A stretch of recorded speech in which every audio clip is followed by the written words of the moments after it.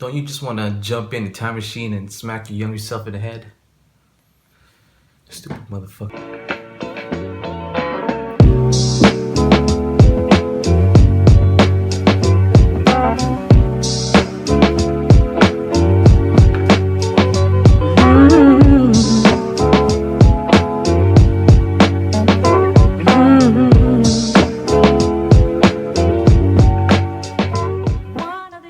Hey, what's up YouTube? My name is Sid, and if you're Hey, what's up YouTube? My name is Sid, and if you're new to the channel, I make videos about life, food, and poetry.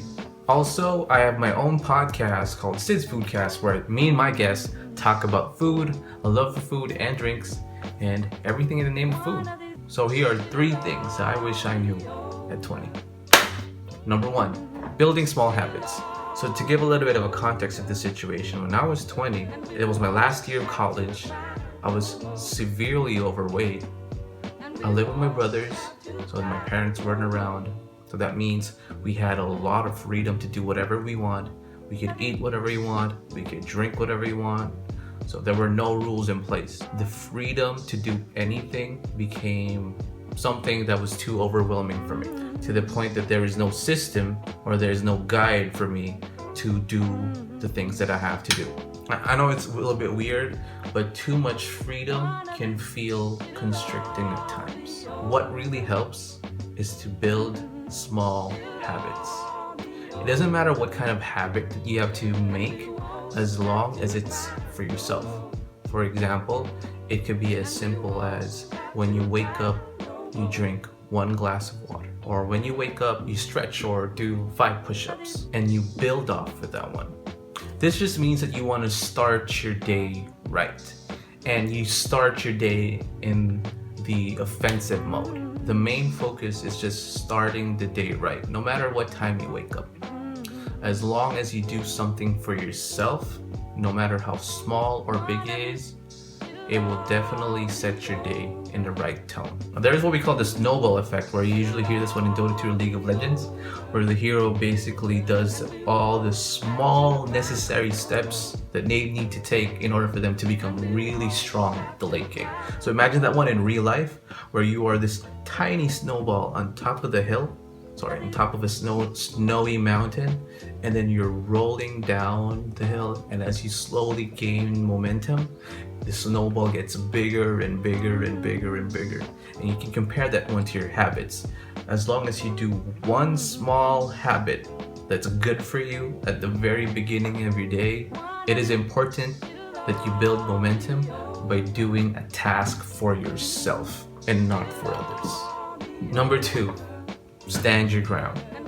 So this is one of the most difficult things that I had to learn, and it was difficult for me to realize for myself about standing your ground. Back then, I was pretty much a very docile person. I say the things that I want to say, but if somebody kind of negates it and the tension would rise, I would try the best that I could to kind of mellow it down. I don't want any tension. I really wanted love and affirmation from my loved ones or even from my friends. So I was pretty much an agreeable person. There were times that I would say what I want and say the things that I want, and if it made other people uncomfortable, the thought that making other people uncomfortable made me uncomfortable, that's why I don't follow through with what I wanted to say or what I wanted to do. I try to avoid as much tension as possible, and I tend to just laugh it out. So here's the thing that I had to realize. Not offending anyone doesn't automatically mean that you are a good person. It doesn't mean that you have to be an ass about it, and become really insensitive towards others, but it doesn't mean that you have to be a doormat and you become a yes man and just do the things that you don't want to do, but you do it because you don't want to offend others. And pretty much the worst version of me is a spineless slug. Yeah. And I don't want to be that. That is all that matters. There will always be a point that you will offend somebody.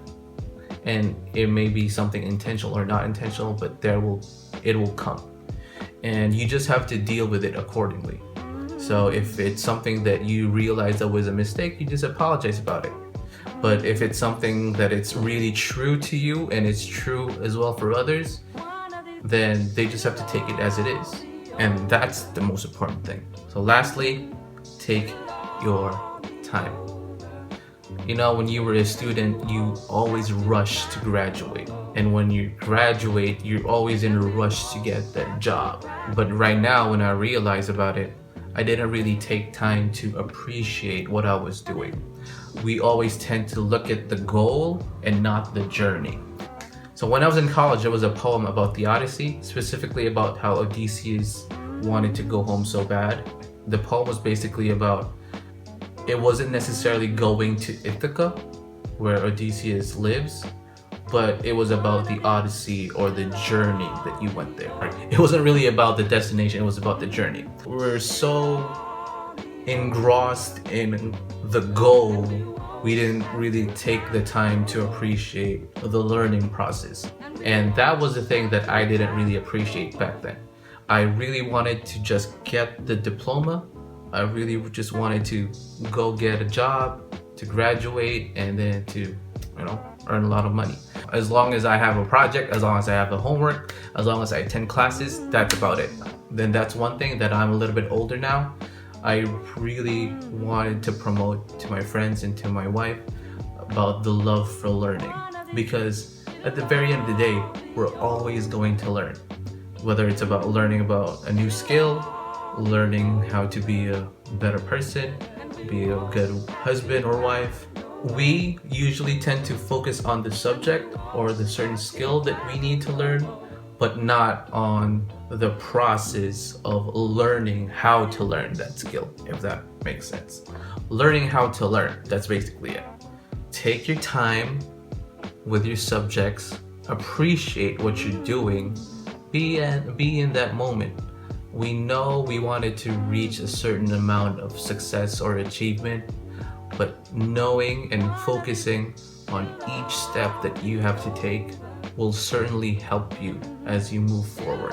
One thing that I really want to invest and inculcate within myself is to appreciate the process of lifelong learning and why we should never stop learning. It could be as simple as learning how to cook, or it could be as complicated as getting another degree. As long as we are alive, we should always continue to learn.